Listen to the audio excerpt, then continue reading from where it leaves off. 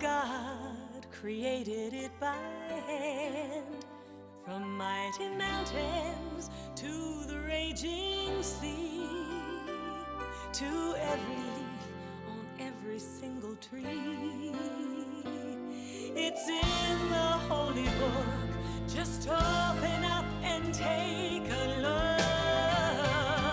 It's a story for young and old, the greatest story ever told. So lend an ear and you will hear the greatest story. The greatest story.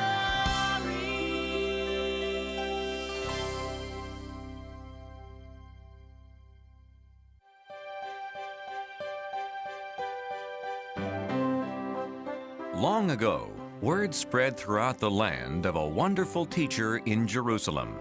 It was Jesus, the Son of God.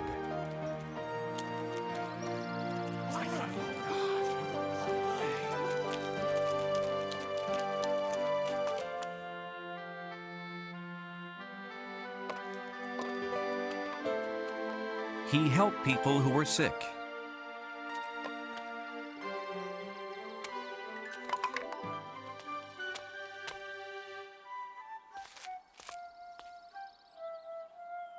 And encouraged those who were lonely.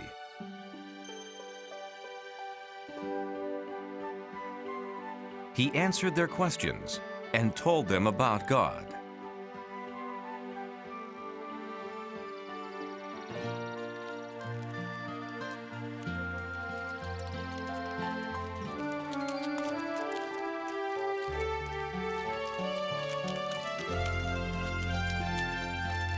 Jesus traveled from place to place, and wherever he went, people wanted to hear what he had to say.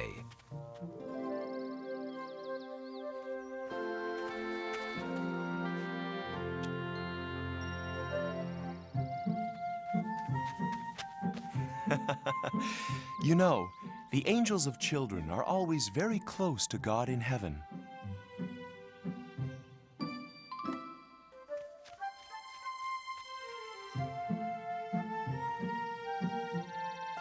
Please, touch my baby. Pray for my child. No, go away. One of Jesus' disciples was upset. Can't you see Jesus is too busy to waste his time on children? Wait. My Father's kingdom is made up of people who trust and love like children do. To God, every child is a special treasure. As my disciple, you should know I could never turn children away.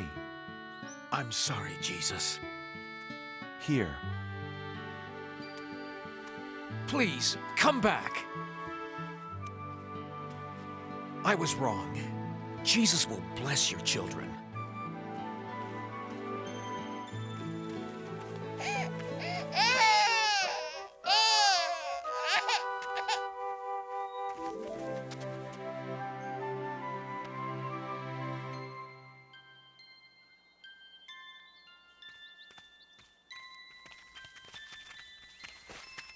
Jesus was never too busy for anyone, young or old, sick or well.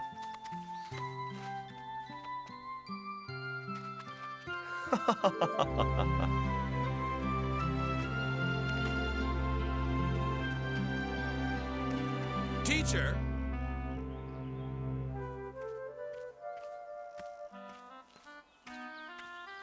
If you really know all the answers, tell me, how can I get into heaven?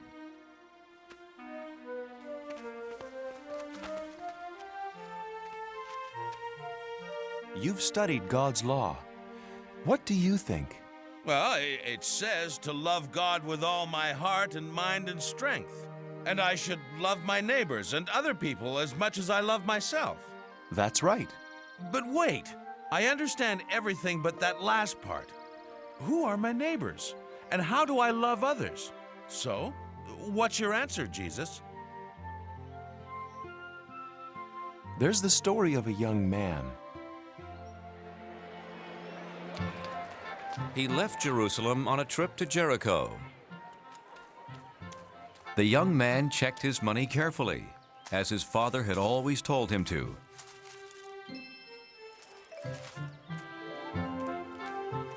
And then began his journey.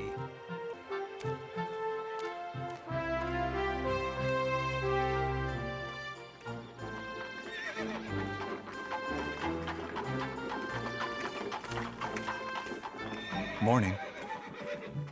Good morning.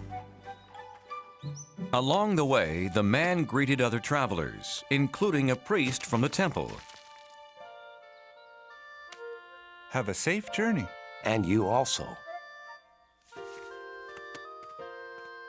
As his journey continued, he came upon another traveler.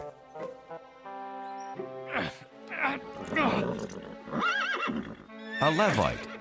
Levites helped the priests in the temple.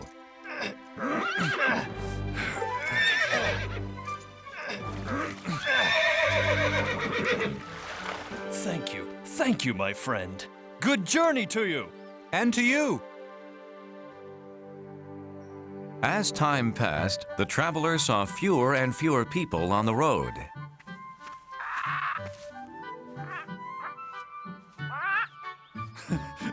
So I'm not alone. What a beautiful bird. I remember seeing such a bird once.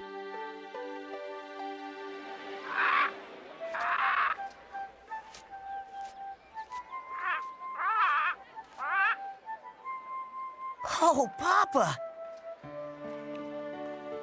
Can we look at the birds? We always do, son.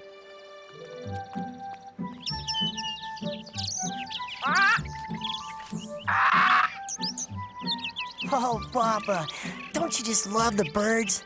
Love the birds! Love the birds! Come on. Your mother sent us to buy almonds for our dinner.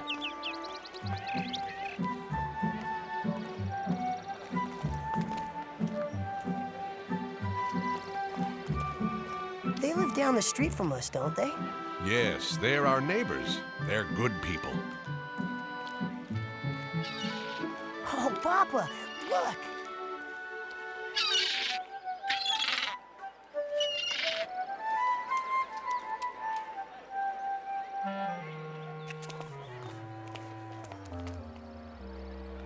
Who's that man? Him? He's not from Jerusalem. He's from Samaria. That's a Samaritan? Stay here, son. The Samaritans are not like our neighbors. They are our enemies and can't be trusted. The boy was taught to fear anyone from a different place. Always remember, beware of the Samaritans. Beware of the Samaritans.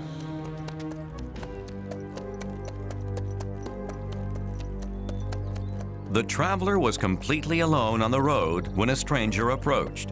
He was frightened because his father had always warned him to be afraid of people from other places. But the foreigner did not bother him.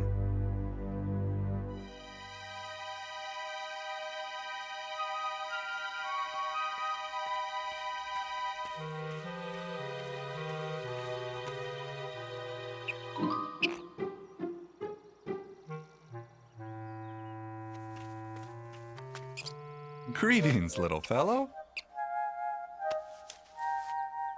Here's a treat for you.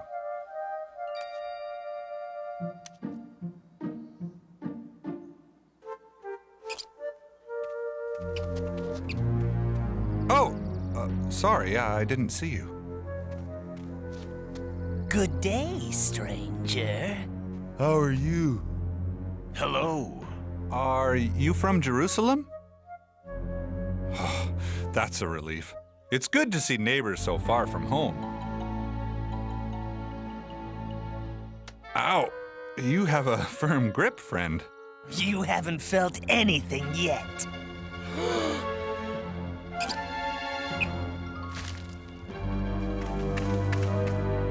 Grab him! What are you doing? Please stop! No, stop, please!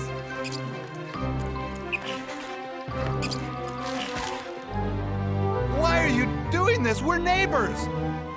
So give us all your money, neighbor.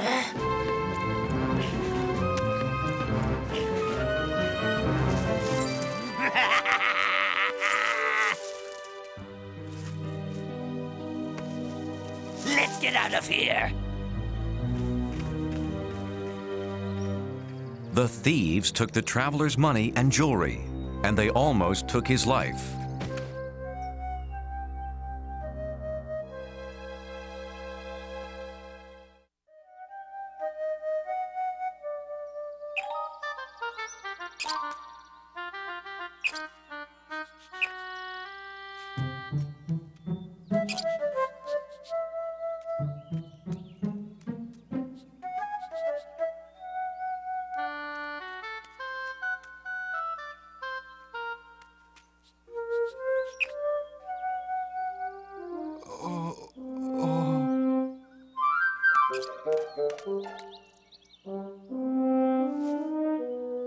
Help me.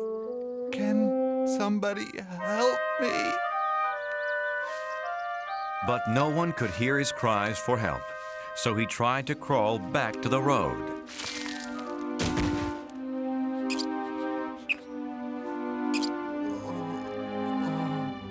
Oh, I know you'd help me if you could, little friend. The poor traveler lay in the ditch for hours.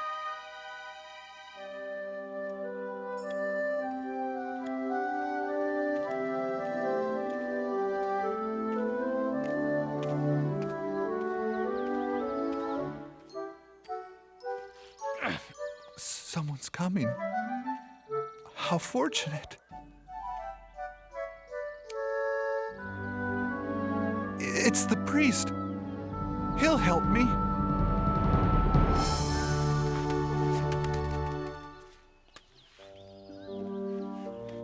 But I'm so tired. The traveler needed help, but he was too weak to call out.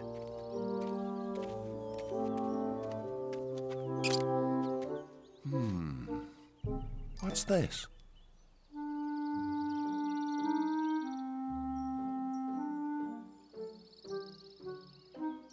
Oh, my goodness. Someone should help this poor man.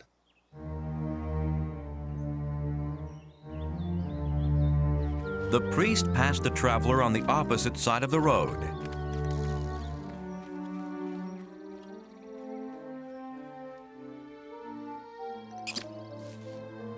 Oh, the priest.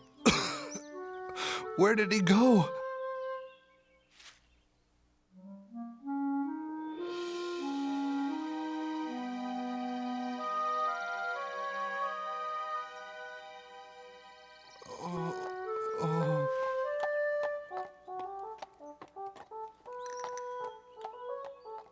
The Levite.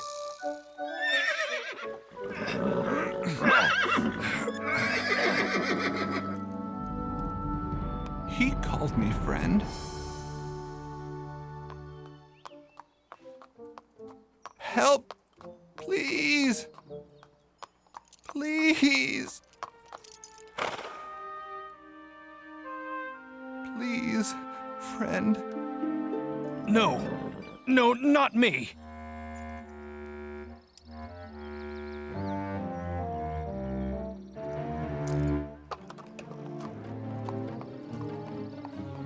Please. Like the priest before him, the Levite passed on the other side of the road. What will I do? What will I do?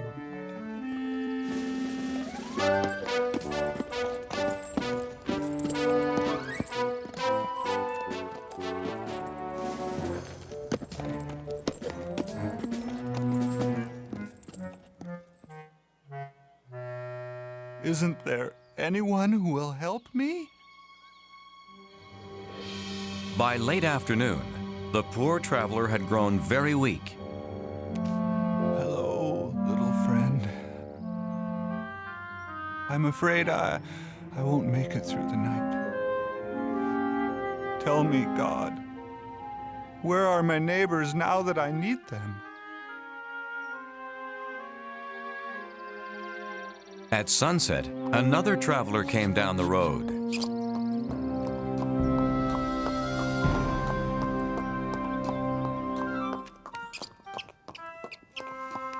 Someone's coming.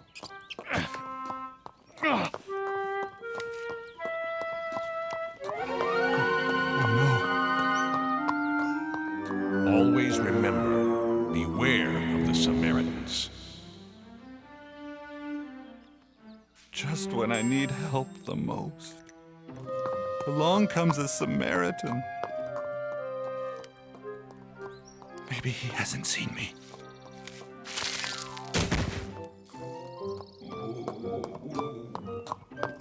Who is it?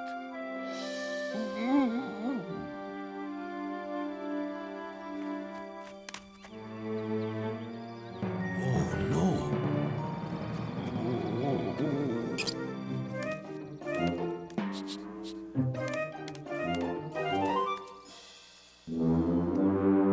What happened to you?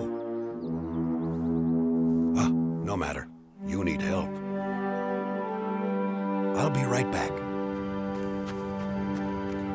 He won't be back.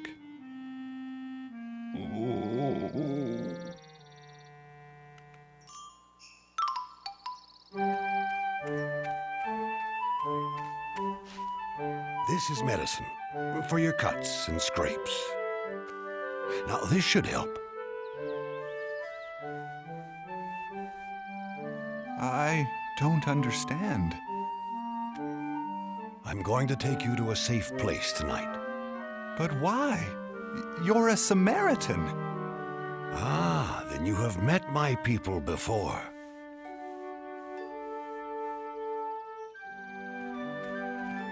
Travelers passing by couldn't believe their eyes. A Samaritan was helping an Israelite. Don't talk. Save your strength for our journey ahead. I hope this doesn't hurt too much.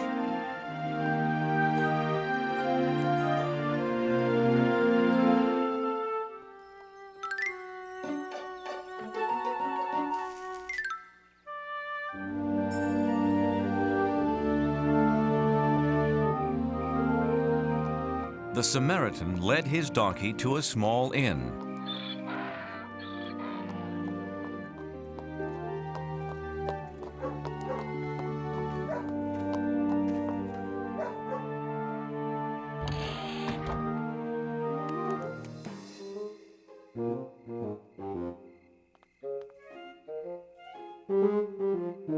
Was there an accident?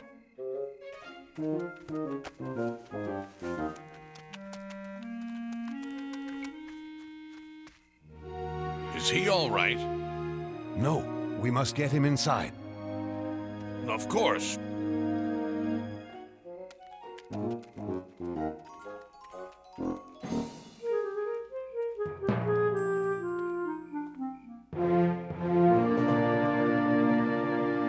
That man, he's alive. Yes, I saw him too. But who is that with him? Why, it's a Samaritan! But a Samaritan wouldn't help an Israelite. Would he?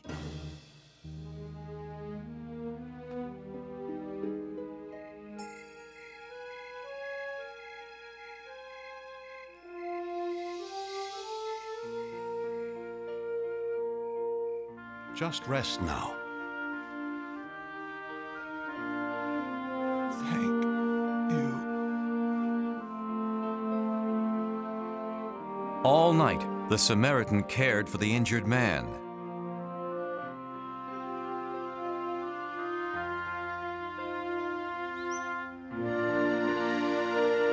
He's looking much better.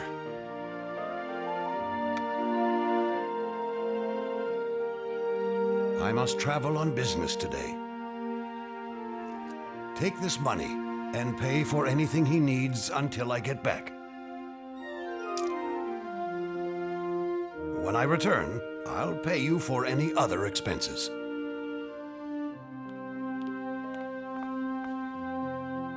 I can't thank you enough. I'll see you in a few days.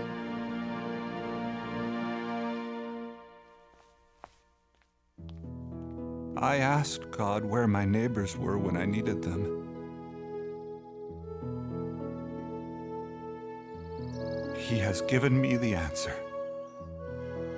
And the Samaritan did as he promised. A few days later, he took the traveler back to Jerusalem.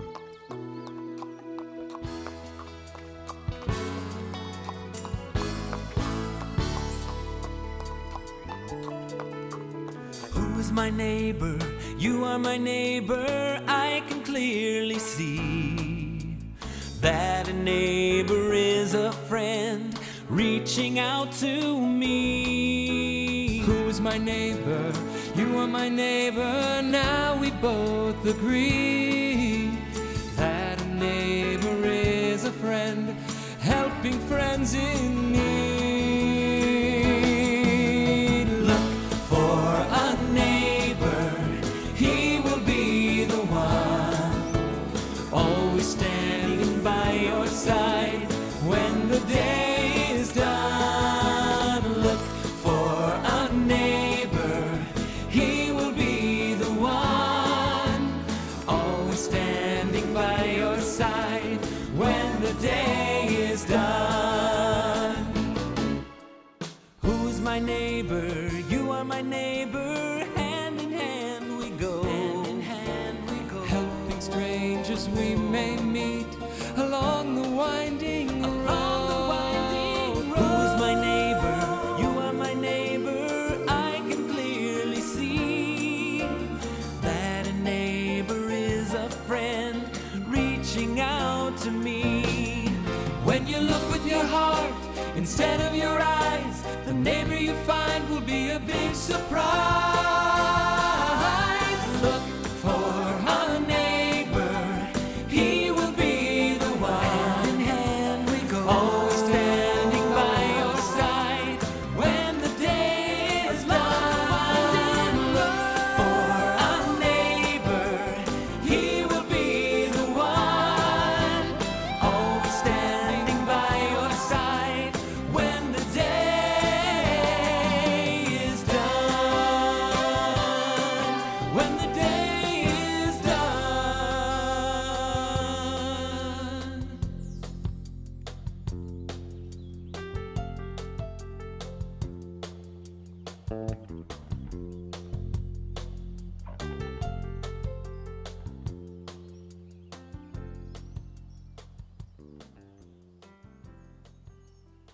So tell me, which man was the neighbor to the traveler? The priest, the Levite, or the Samaritan? Well, that's easy. The one who cared for him. As we should all do, showing kindness to everyone. So don't just love the people in your family or your friends. Love everybody, especially those in need. Live your life like the Good Samaritan. I will, Jesus.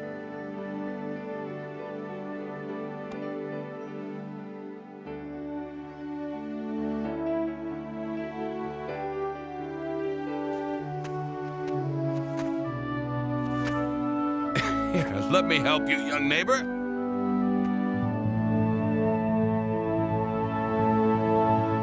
The story Jesus told that day spread throughout the world. And now, a person who helps someone in need is called a Good Samaritan.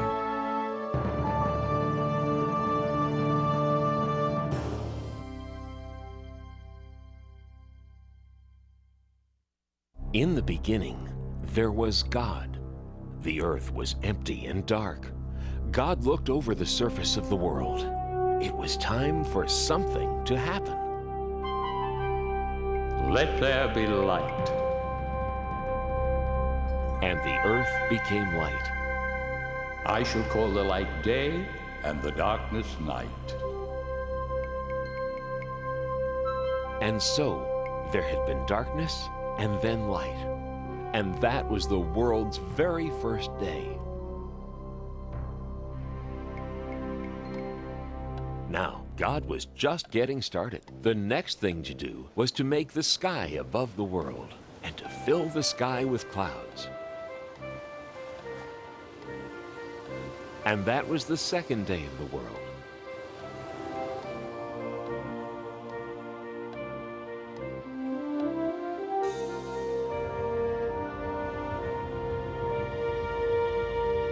On the third day, God separated the water from the dry land.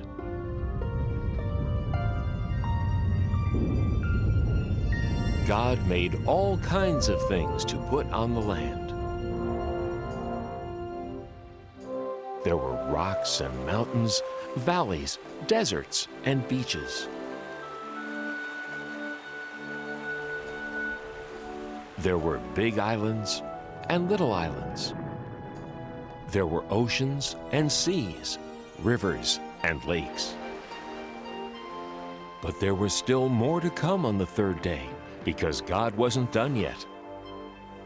It was time to make all the plants. God made tall trees and short bushes, vines, ferns, leaves, and flowers.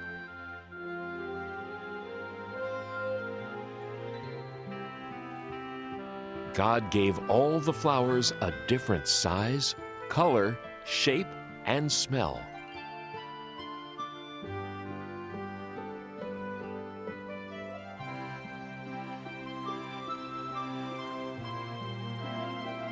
And all the grasses and plants and trees that make seeds and fruits were made on the third day too.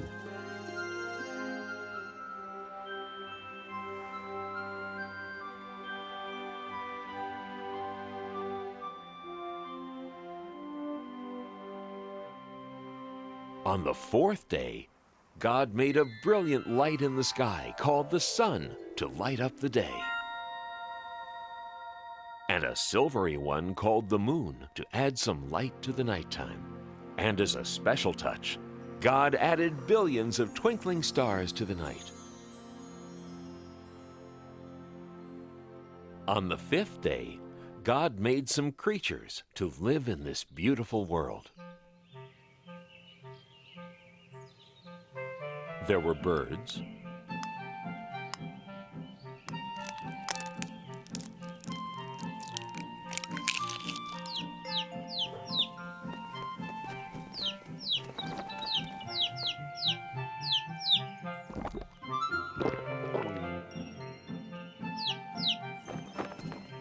and more birds,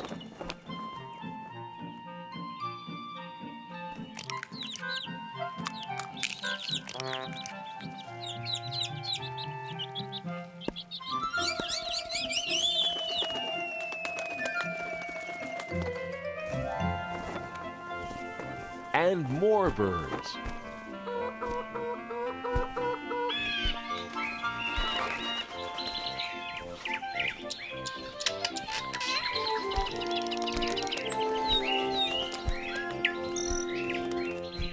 And in the rivers and oceans and seas and lakes, God made fish.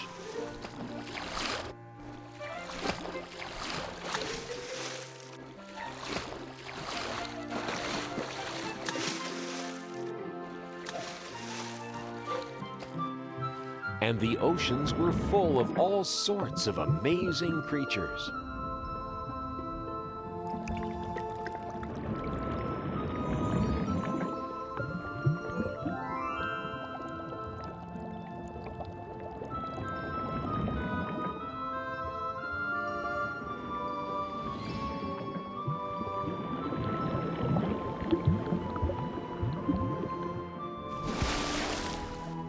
And that was the end of the fifth day.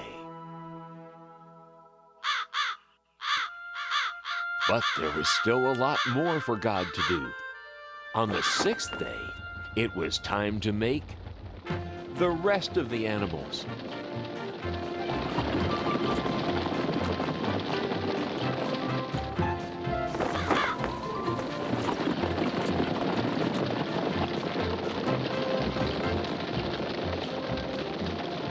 There were so many animals to make. Big animals,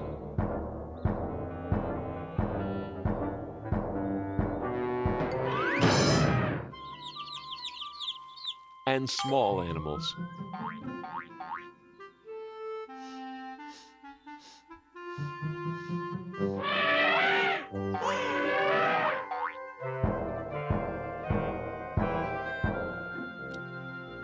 There were spotted animals,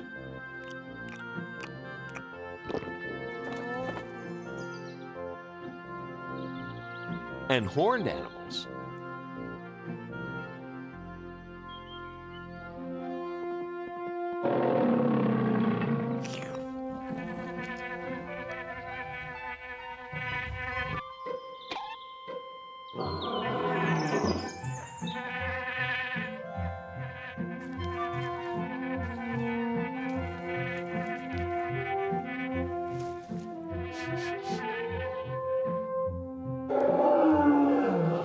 Every one of God's animals was beautiful.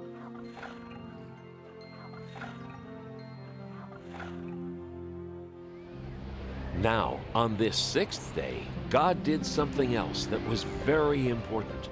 God created the first man. And that man was called Adam. Then God blew the breath of life right into Adam. Where am I? Welcome to the world, Adam. Who are you? I am God. Look around you. All the plants of the earth and all their seeds and all their fruits, I give them to you. And all the animals. You have power over them as well.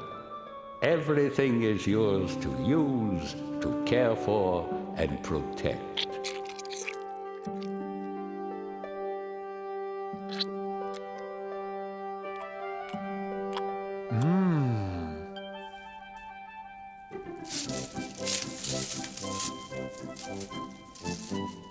Sit.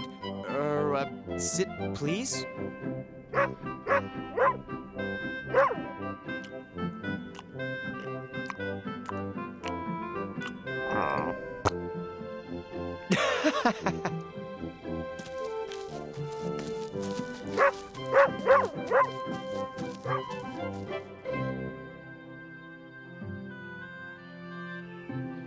God looked over everything and was happy. And on the seventh day, God rested. Ah, it is very good.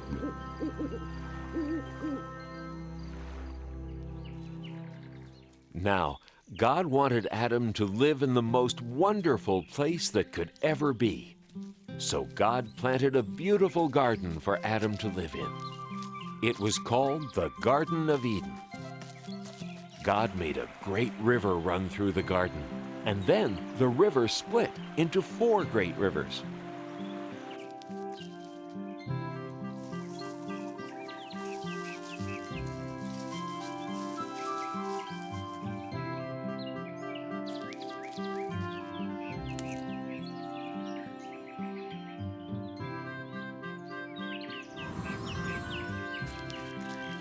Adam had all the animals for company in the garden.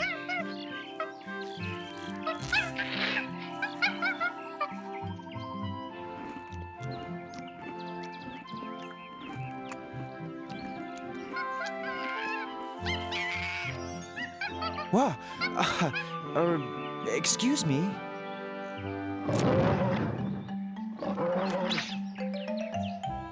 Hey! Adam's first job was to name all the animals.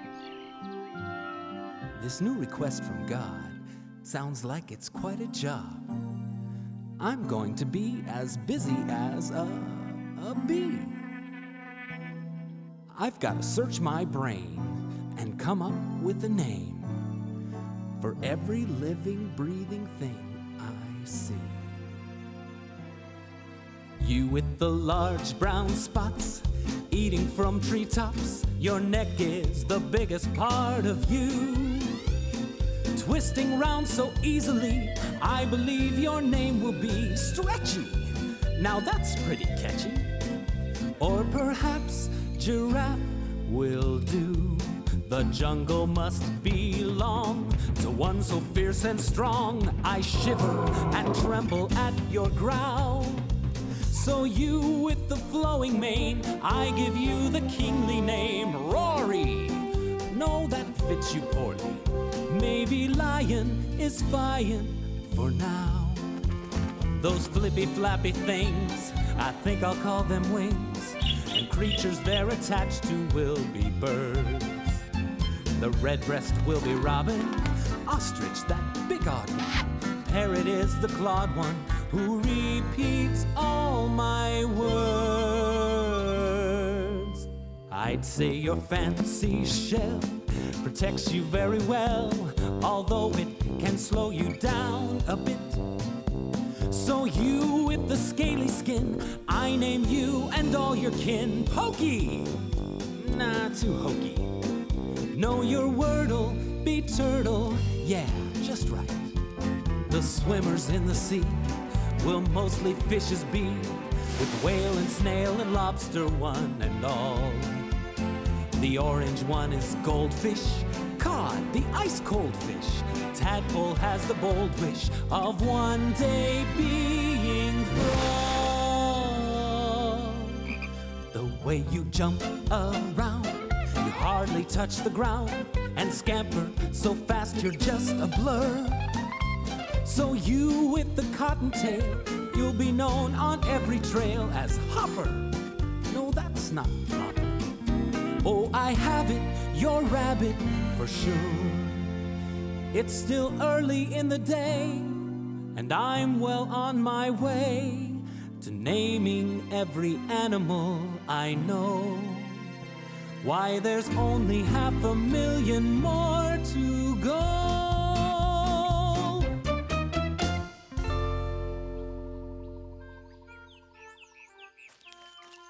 Looks like you've got a dear friend. I'd like to have a friend too.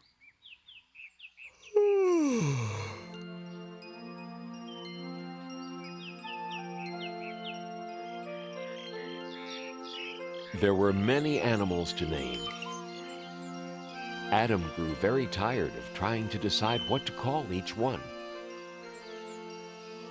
Now, God looked down on Adam sleeping there in the garden, and Adam looked very alone.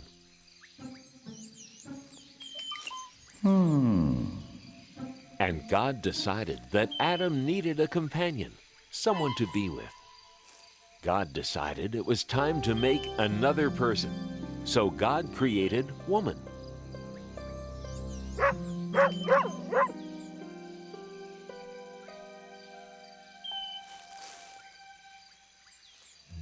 What? Hello. Hello. I mean, hi. I mean, shucks. Where am I? You're in God's garden, the Garden of Eden. It's really nice here, you'll see. These are my friends. This is Monkey, and this is Dog, and this is, I haven't named you yet, have I? Gee, I guess you need a name too, don't you? How do you like Eve? Oh, it's lovely. Eve. I like it. And I like this place. Me too. You see, God made this garden for me. I mean, us, to live in. And everything's pretty, and you can eat anything you want, and... Not quite. Who was that? That was God. Oh. God's the one who made us. There is one fruit in all the garden that you may not eat. There is? This is the tree of knowledge of good and evil. You may eat of anything else in the garden, but you may not eat the fruit from this tree. Okay, tree of knowledge of good and evil. No eating. Absolutely no eating. Right. Anything else in the garden is okay, but not that tree. Definitely not that tree. Right.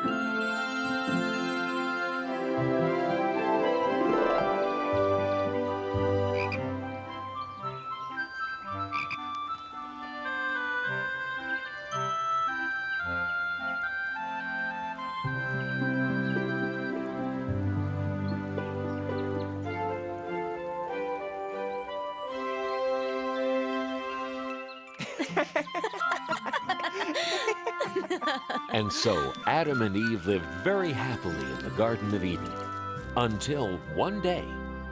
I'm so happy, life's a breeze, picking fruit from off the trees. La la la la la la.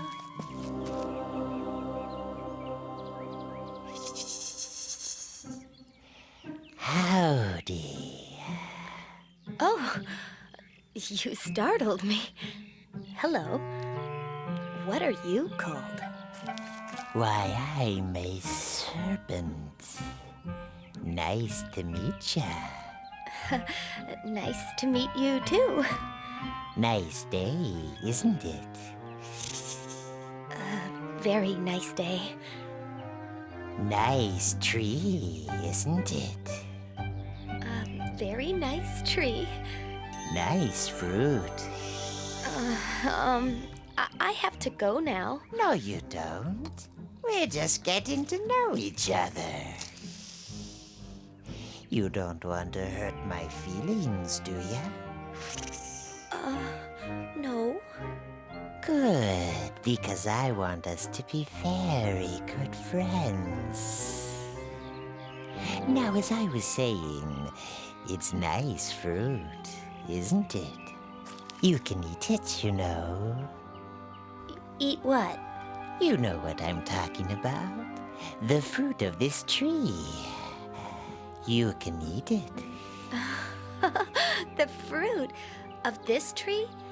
No, I can't eat that. Sure you can. It's easy. It tastes great. We're not allowed to eat that. God said so. God said we'd be in big trouble if we ate that fruit. Nah, you won't be in trouble. God just doesn't want you to eat the fruit from this tree, because if you eat it, you'll get smart, like God. What's the matter? Are you a chicken? I'm not a chicken. Well then, why not give it a shot? Just one teeny tiny taste. God probably won't even notice. And this fruit, I'm telling you, is incredible. No, I really can't. I'll never tell. Try it. Well, if it won't kill me, and it'll make me smart, maybe just one tiny taste. Sort of a lick, not even a bite, really. Oh, how bad could that be? Wow! Pretty good, huh? I've got to tell Adam about this. Adam! Adam! You'll never guess what just happened. What? You know the fruit? Which fruit? You know, the one we weren't supposed to eat. What about it? You didn't. Did you? I did. Eve, how could you? Adam, it's great. I want you to try it too. That serpent over there told me all about it. I just took a little bite, that's all. But Eve will really get it if we eat that fruit. I didn't get it, did I? I guess not. Just take a tiny bite. God's probably not even looking. Oh, go ahead.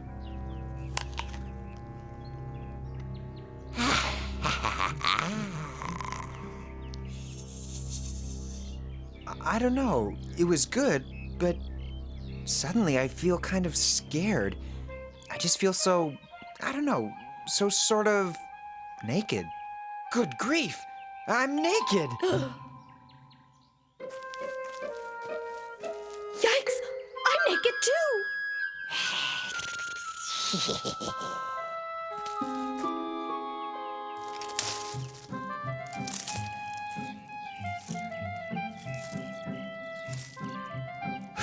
That's better. What were we thinking? Uh-oh. I think God's coming. I think we're in trouble. Big trouble. I think we're gonna get it now. We better hide.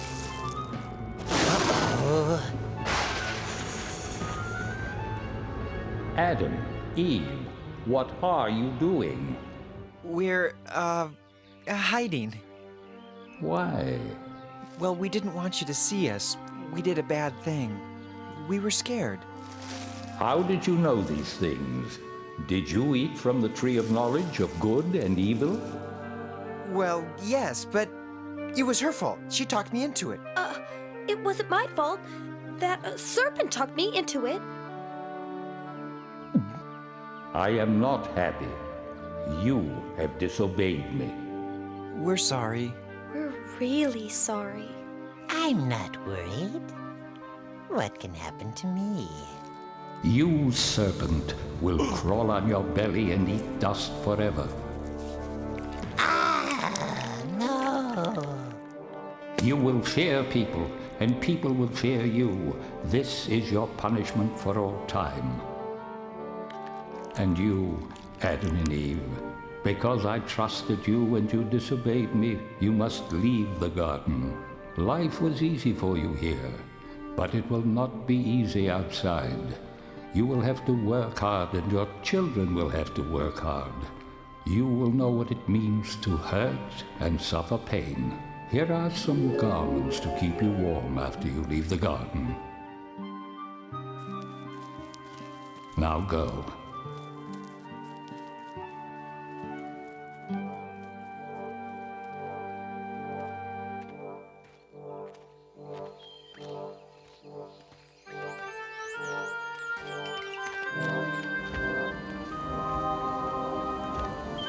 God put an angel with a flaming sword at the entrance to the garden, so Adam and Eve could never go back.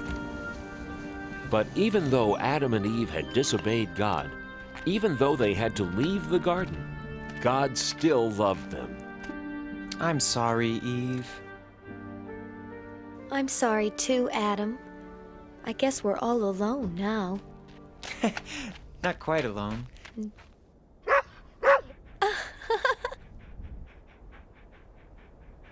And thus began Adam and Eve's new life outside the garden. From then on, their life was filled with joy and sadness, good things and bad.